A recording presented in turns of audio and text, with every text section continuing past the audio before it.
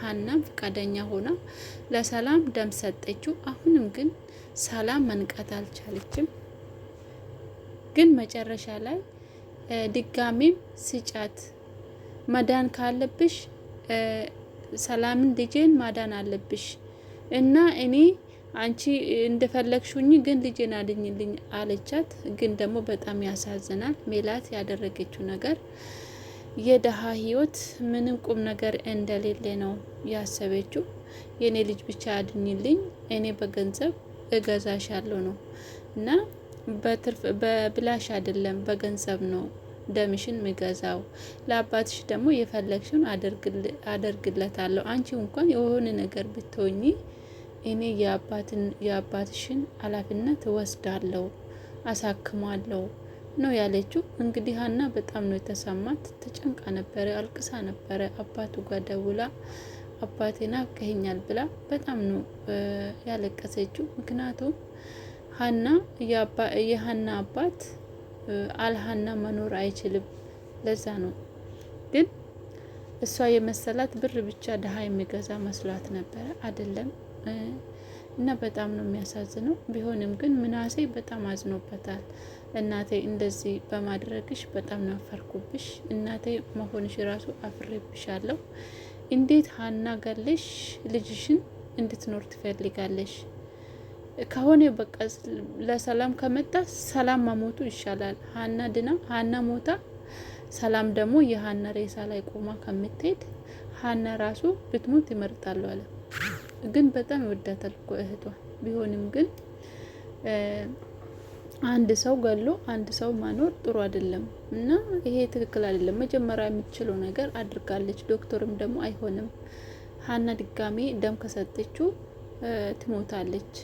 አባቱ ደግሞ አለሀና መኖር አይችልም ብሎታል። ግን ደግሞ እኔ እሱ አይመለከተኝም፣ እዚህ ደም እያለ ልጄ መሞት የለባትም፣ እኔ የፈለኩት መስዋዕት ክፍዬ ልጄን አድናታለሁ ብላለች። እንግዲህ ደግሞ ለሀና ደግሞ ህይወቷ ከገንዘብ ይበልጣል።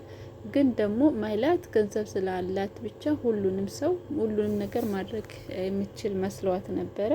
በጣም ተሳስታለች። በጣም እንኳን የሀና አባት ትንሽ እንኳን ሀና ከቆየች በጣም ሳይተኙ ነው የሚያድሩት።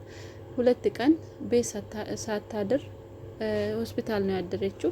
ቢሆንም ግን አውቆ ነበረ፣ ውስጡ አውቆ ነበረ ልጄ የሆነ ነገር ሆናብኛለች፣ እኔ ለማሳከም ብላ ራሷን የሆነ መጥፎ ነገር ላይ ጥላለች እና ልጄ በጣም አሳዝናኛለች ብሎ በጣም አልቅሷል እሱ ራሱ። እና ግን ሜላት ቀላል አድርጋ ነው ያዘችው። የሀና ህይወትም እኮ ውድ ነው፣ ከብር በላይ ውድ ነው። እና ደሀ ግን ብር ካገኘ ህይወቱ ችግር የለው ማለት ነው። እና እሱ አስተሳሰቡ ይሄ በጣም ጥሩ እድል ነው። ስንት አመት ሰርተሽ ነው አባትሽን የምታሳክሚ? ሰው ቤት እስከ መቼ ትሰሪያለሽ? ይሄ ጥሩ እድል ስለሆነ ተጠቀሚ። እሷ ካረፈችስ ያና አባት እኮ መኖር አይችሉም። እና በጣም አስተሳሰቡ በጣም ያሳዝናል። ዶክተሩን ግን እንደዛ ነው ያላት ለሀና። ያው ሜላት እየተጠቀመችብሽ ነው እና ይሄ ነገር እሺ እንዳትይ ነው ያለው። እኔ የማደርገው ነገር ግራ ገብቶኛል ብላለች። ያው ፈጣሪዋን አምና ነው እንግዲህ የሰላምን ኃላፊነት የወሰደችው። ፈጣሪ ደግሞ ረድቷት ሰላም ነክታለች። ግን ደግሞ ሜላት የተናገረችው ነገር በጣም ያስከፍቶታል። በጣም ታከብሮ ነበረ ሜላትን። ግን ደግሞ መጨረሻ ላይ ሀና አዝናለች። ምክንያቱም የኛ ነፍስ በቃ ርካሽ ነው ማለት ነው አይደለም ብላለች። እውነቷን ነው። የማንም ሰው ህይወት ያሳዝናል እኮ። ሁሉም ሰው እኩል የተፈጠረ ግን ገንዘቡ ሰርቶ ይመጣልና ችግር ግን ደግሞ ከባድ ነው። ግን በጣም ቅናት ሀና አያችሁ፣ የሰላምን ምስጢር ደብቃ ራሷን መስዋዕት አድርጋ ደም ሰጥታ የልጅቷን ህይወት አድና እና ብዙ ነገር አድርጋለታለች ለሀና። እንግዲህ ትክክለኛ እህቷ ከእናቷ በላይ ራሱ በጣም ሰላም ጎን የቆመችው ህይወቷን ያተረፈችው ሀና ናት። እናቷም ትታም ስትሄድ ሀና ከምናሴና ከሰላም ጎን ነበረች እና ምናሴም በጣም አለቀሰ። ጭራሹንም ይሄ ስሰማ ግድ መስጠት አለብሽ፣ አንቺ ያለሽ ልጄ ማሞት የለባትም እያለች ለሀና ስትናገር ምናሴ በጣም ተቆጣ። እናቴ እንዴት እንደዚህ ትያለሽ? ሀናም እኮ ደም ያስፈልጋታል፣ የምትችለውን ሰጥታለች። ከዚህ በላይ ከሰጠችው ደግሞ ሀና ትጎዳለች። ይሄን ማሰብ አለብሽ እያለት ነበረ። አዎ ደም እዚህ እያለ ልጄ መሞት የለባትም ነው እሷ ያለችው። በግድ መስጠት አለብሽ ነው። መጨረሻ ላይ ግን በጥፊ ነው የመታችው ምናሴ ያለቀሰ። ግን ደግሞ ቤት እንዲሄድ አዛ ነበረ። ቢሆንም ግን ተመልሶ መጣ። ይሄ ነገር ቆጭቶኛል ብሎ አልቅሶ ለዶክተር ተናግረዋል። ይሄ ነገር ሀና ከእናቴ ጋር ልትስማማ ትችላለች። ቢሆንም ግን አንተ አታደርገው እባክል ለምን። ምክንያቱም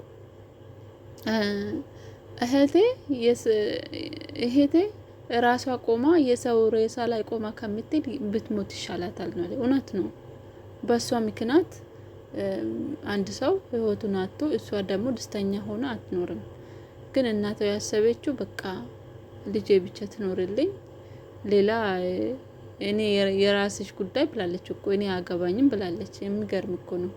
በጣም አስተሳሰቡ ግን በጣም የወረደ ነው። በጣም ያሳዝናል። ቢሆንም ግን በስተመጨረሻ ደግሞ ሰላም መዳ ነው። በጣም ነው እኔ ራሴ ደስ ያለኝ። ጭንቅ ብሎኝ ነበረ በሀና እንትን እና ሌላ ደግሞ አሴር በሀና ፍቅር ጭልጥ ብሏል። እንደውም እሷ አቅፋ ነበረ እና እሱን እያየ የታዘዘው እንደው አባቱ ሀና ምን እንደምትሰራ ተከታተላት ብሎ ነበረ። እሱ ግን እየተከተላት ትዝታው መጥቶበት ሀና አመለጠቻት ማለት ነው። የሚገርም እኮ ነው። በጣም ነው የሚያፈቅራት። እንደው መስረቅ ብቶ ምን አለበት? ሀናም እንደምትወደው ተስፋ አለኝ። እና አሴር ግን ያሳዝናል። በፍቅር ተጎርቷል። ሁሌ በቃ ሀናን ሳይ አይን ውስጥ ያያታል። እና መጨረሻቸው እንግዲህ አይታወቅም። አንድ ላይ ሊሆኑ ይችላሉ። ሰላም እንግዲህ ዋጋ ከፍላለች። ባልሆነ ነገር ዋጋ እየከፈለች ነው። ህይወቷንም ሀታ ነበረ። በጣም የሚገርም ነገር ነው።